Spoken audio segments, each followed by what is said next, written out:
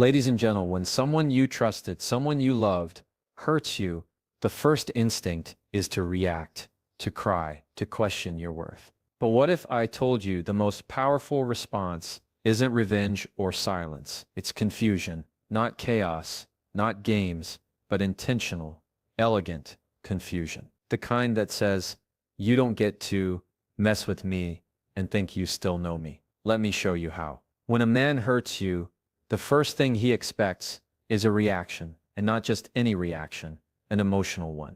The kind that proves to him that he still holds power in your world. He's banking on you, unraveling, showing your pain, spiraling into that space where you're yelling, texting, paragraphs, replaying every detail, trying to make sense of something that already broke you. But here's the thing, when you meet hurt with silence, not cold silence, but calm, centered silence, you disarm him. It's not about playing games, it's not about ignoring your feelings. It's about choosing not to hand him the script. He expects because people get comfortable in patterns. If he can predict your reaction, he can manipulate it. But when you hold your peace, when you breathe through the pain and speak with control, if you even speak at all, you break the pattern, and over that is confusing. Calm isn't passive, it's power. It's strength wrapped in grace. It's the quiet confidence that says, yeah, I see what you did, I feel it, but I won't let you pull me into a place where I lose myself. And listen, I'm not saying pretend like nothing happened. This isn't about pretending. It's about prioritizing your emotional clarity over proving your pain. Because the truth is, when someone hurts you, they're often looking for a reaction to justify what they did, to paint you as dramatic, unstable, too much. But when you choose calm, you take that excuse right out of their hands. Now, let's be honest. Choosing calm doesn't always feel natural. You want to say something. You want to correct the lies, defend your name, make him see the damage. That's human. But what does that really give you? A momentary release, followed by regret, or worse, his indifference. The real win isn't in the reaction, it's in the restraint. Because there is nothing more unsettling than a woman who knows how to protect her peace when someone tries to steal it. You know what's powerful? Looking someone in the eye, not with anger, not with desperation, but with clarity. The kind that says, you hurt me, but I won't lose myself over it. That right there, that creates confusion. Not because you're being cold, not because you're trying to be mysterious, but because you're doing the one thing he didn't expect, holding your power. It's not about bottling your emotions. You deal with them, you feel them fully on your own terms. Journal, cry, call someone who actually sees your heart, but you don't hand your healing over to the person who caused the wound. And that's where so many people get stuck, trying to get closure from the same place that gave them confusion. Sometimes the closure is in your calm. Sometimes the message is in your lack of chaos. Because when you choose not to spiral, when you choose not to break down in front of him, when you choose not to scream just to be heard, you send the loudest message possible. You don't control me. That's the confusion. That's the power. When he's waiting for raining for drama and you give him dignity, when he's ready for you to beg and you quietly bow out, when he hurts you and you still protect your character, that's not weakness. That's maturity. That's growth. That's how you honor yourself, even when someone else didn't. So next time someone hurts you, pause before you react. Not because you're afraid, but because you're aware. Because in that pause, you make a decision. Do I respond the way he expects, or do I respond the way I deserve? That pause, that calm, that's where your power lies. He hurt you. Maybe he betrayed your trust. Maybe he said something that cut deep, or maybe he just slowly chipped away at you until you didn't recognize yourself anymore. And now, in the aftermath of it all, your emotions are screaming to be let out. You want to react. You want to lash out to show him just how badly he messed up. That instinct is real and it's valid. But I want to offer you something stronger than reaction, a response. Because reacting is emotional reflex. It's raw. It's impulsive. It's what he expects. It's you sending that angry text at 1:00 a.m. It's calling 5 times in a row, hoping this time he'll explain. It's yelling, crying, pleading, all because you want clarity from someone who gave you confusion. And I get it. You're not reacting to be dramatic. You're reacting because you care, because you were vulnerable, because you believed this person saw you. and they didn't. Or worse, they saw you and still chose to hurt you. But here's the truth.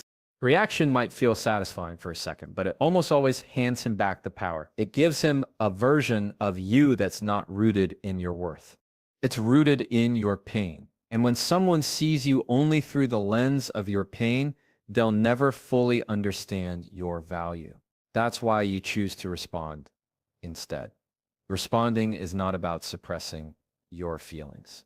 It's about processing them first so you can show up from a place of clarity. It's about pausing long enough to ask yourself of what does this situation deserve from me? Not what my ego wants, not what my anger wants, what as serves me, what protects my peace, preserves my self-respect, and tells the truth without betraying who I am. Because a response isn't weak. A response is intentional. A response might be a single sentence or no words at all. It might be walking away without explanation. It might be saying, I'm not okay with how you treated me, and I need space. And that confuses him. Why?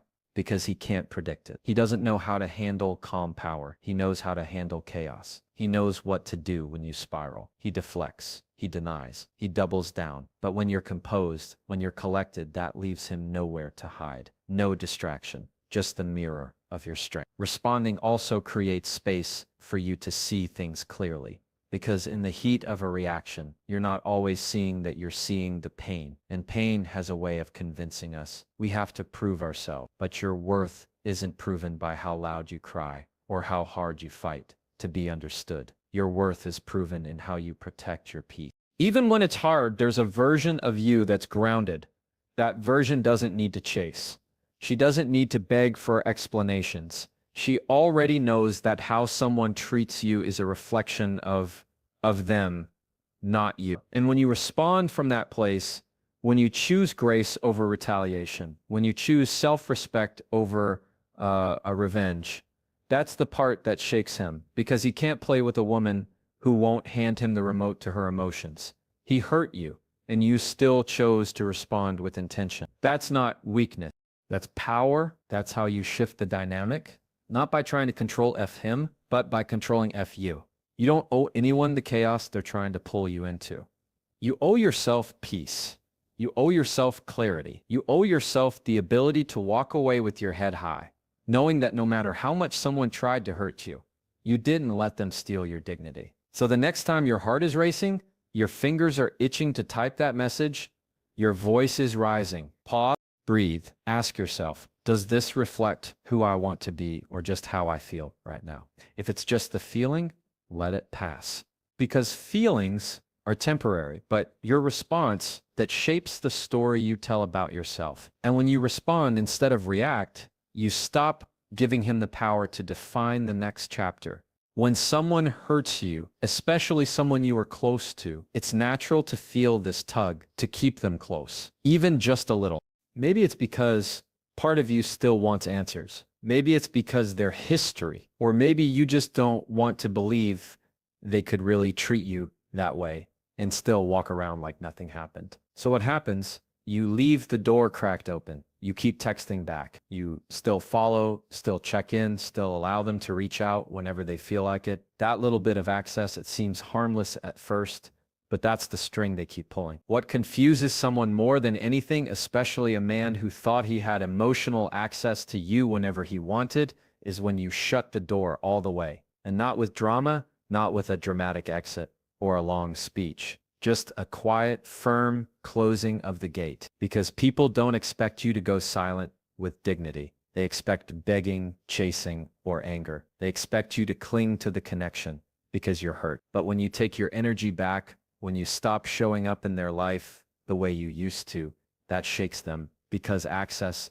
is power. See, people start to believe they can treat you however they want, as long as they know they can still reach you. Still send that, hey, just checking in, text, still slide into your DMs 2 weeks later like nothing ever happened. And if you respond even politely, you're telling them this door isn't locked. You still get a piece of me, and I want to tell you this gently, but directly. You can't heal in a place that still hurts you. You can't grow in soil that someone keeps digging up.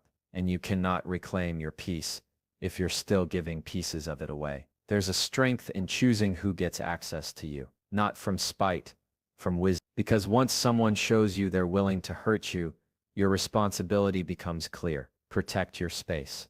That doesn't mean you hate them. It doesn't mean you wish them harm. It just means you've learned to value yourself enough to guard what they once misuse. And yes, that will confuse him because he was used to the version of you that was always available, the version that would answer no matter what, the version that still believed maybe, just maybe, he'd do better next time. But when you stop replying, when you unfollow, when you stop entertaining breadcrumb conversations that go nowhere, he starts to realize he's not entitled to you. He doesn't get to pop in and out of your life as he pleases. And that quiet boundary, that lack of access, that's the most powerful, confusing thing you can give someone who once assumed you'd always be there. You don't owe anyone continued access just because they used to be close to you. Proximity is not permission. History is not entitlement. And love, real love, doesn't look like inconsistency, manipulation, or carelessness. So don't feel guilty for taking your energy back. Don't second guess your boundaries just because someone acts surprised when you finally hold them. And let's be honest, it's not easy. There will be days you'll want to reach out. You'll miss the idea of what you had. You'll convince yourself that a little conversation won't hurt, but every time you respond out of loneliness or nostalgia, you're teaching him that access is negotiable, that your boundaries bend, that you're still emotionally available, even if you physically walked away. But when your actions match your healing, when you stop responding to that same cycle, that's when the shift happens. You don't have to announce your boundaries. You live them. You don't have to explain why you're no longer available. Let your absence speak. The right people will respect it. The wrong ones will be confused by it. And that confusion, that's not your problem. That's the consequence of underestimating your worth. Because the most powerful thing you can do after being hurt is to remove the option of being hurt again by the same person. When someone hurts you, especially someone you gave your heart to, it's easy to focus all your energy outward. You start thinking, how could he do this? What did I do wrong? What does he think of me now? And you fall into this cycle of trying to understand his actions, trying to read his silence, trying to make sense of what doesn't make sense. But here's the truth. It's not about what he's thinking now. It's about what you choose to build from here. Because the greatest confusion you can give a man who thought he broke you is becoming someone he no longer recognizes. Not in bitterness, not in revenge, but in growth. The glow up everyone talks about isn't about makeup or outfits or thirst traps. It's about healing, internal healing. It's the glow in your eyes when you've stopped questioning your worth. It's the way your voice steadies again when you speak up. It's that moment when you walk past your reflection and realize you've found your way back to yourself. That's the kind of glow up that doesn't fade and it doesn't need an audience. It just needs commitment to you. After being hurt, you have two options. You can shrink in the shadow of what they did, or you can rise in the light of who you are. And rising takes work. It means facing yourself, not to blame yourself, but to build yourself. It means asking, what did I learn from that? What will I not allow next time? How do I want to show up for myself moving forward? And those questions, they shift the energy because now the focus is no longer on fixing him. It's on forming you. When you glow up internally, you stop needing validation. You stop needing closure from the person who broke you. You stop looking backward and start building forward. And the man who once thought he had the power to define you, he won't know what to do with the version of you who no longer needs anything from him. Not an apology, not attention, not explanation. That's the confusion. See, a man can't manipulate a woman who knows herself. He can't play games with someone who's no longer on the field. He can't ghost you and expect you to wait. Because when you've done the work, when you've sat with the pain and learned from it, when you've let go of the fantasy and honored the facts, you don't need to chase peace. You are peace. That's why the internal glow up is the most powerful response. It's not loud. It's not broadcast. It's slow. It's quiet, but it's consistent. It's in the boundaries you set, the people you surround yourself with, the habits you rebuild, the moments you choose to rest instead of ruminate, the forgiveness you give, not for him, but so you don't stay stuck. Healing isn't always glamorous, but the results are undeniable. And here's the best part. You're not doing it for him. You're not trying to make him regret it. You're not trying to win some breakup competition. You're doing it for you because you deserve to feel whole again. You deserve to feel proud of how you came through it. You deserve a life that doesn't revolve around what someone else did or didn't see in you. So yes, it'll confuse him when he sees that you're no longer in that place he left you in, that you're not trying to prove anything, that you're thriving in your own lane, rooted, grounded, and unbothered. Because now he sees what you became after the storm he caused, and that version of you, that healed, wiser, softer, but stronger version, that's what he'll never have access to again. Let your healing speak for you. Let your peace tell the story, because the best version of you was never created by his approval. It was revealed the moment you stopped waiting for it. When a man hurts you, it's easy to feel like your whole story just took a wrong turn, like everything you were building, everything you thought you understood, suddenly collapsed. And in that pain, your mind tries to make sense of it by rewriting the past. You question yourself. You wonder if you missed the signs. You replay every moment to figure out what was real and what wasn't. But here's something that needs to be said. Just because someone mishandled your heart doesn't mean your whole story has to revolve around the hurt they caused. You get to take your power back by reframing the narrative. See, pain wants to make itself the main character. It wants to take over your voice and convince you that you're the victim, that you're broken, that you're not enough. But that voice isn't truth. It's trauma. It's the echo of disappointment. And if you keep letting that voice narrate your story, you'll stay stuck in a version of yourself that's built around what they did instead of who you are. That's where the real shift happens. When you stop centering the story on the person who hurt you and start writing from your own strength, that doesn't mean pretending the hurt didn't happen. It doesn't mean minimizing your emotions. It means you acknowledge what was done, but you don't make it your identity. You move from about, he broke my toss. I rebuilt from that, from select me to V. I found myself in the leaving. That's not rewriting the truth. It's reclaiming your voice. And that's the kind of shift that confuses him, because now, instead of being the one who defines your worth, he becomes just a chapter, not the story. There's something incredibly powerful about a woman who doesn't let pain become her personality. A woman who can walk through betrayal, disappointment, and silence, and still choose to grow from it, instead of settle in it. That choice alone creates a kind of clarity that's intimidating, because it shows you're not waiting for someone else to heal you. You've taken the pen back, and you're writing a new ending. One where your peace, your purpose, your identity are not tied to his presence or absence. You win not by proving he was wrong. You win by showing that his actions didn't stop your life, that you didn't freeze in that moment of heartbreak, that you move forward, maybe slower at first, maybe with scars, but forward nonetheless. And that's where the confusion comes in, because he expected you to stay where he left you. He expected time to soften the damage he caused and maybe even bring you back around.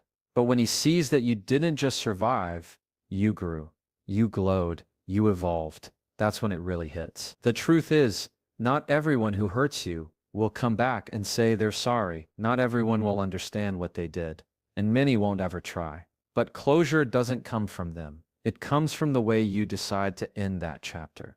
And ending it doesn't mean forgetting. It means choosing peace over resentment, growth over bitterness, a future over replaying the past. You can't control how someone else treated you. You can undo what's already been said or done. But you can choose what you carry. You can choose what gets to stay in your story. And you can choose to rise in a way that reminds you you are the author here. Not him, not the pain, not the confusion. So let this be the chapter where you stopped explaining yourself, where you stopped needing answers to move on, where you stopped waiting for someone who already showed you they couldn't love you. Well, let this be the moment you realize the real win isn't about getting him to regret losing you. It's about you no longer needing him to. Because the ultimate plot twist is peace. So here you are, not the broken woman he thought he left behind, but the one who rose calm, clear, grounded. You didn't react the way he expected. You didn't chase, beg, or unravel. You responded with dignity. You shut the door with grace. You stopped handing out access to someone who misused it.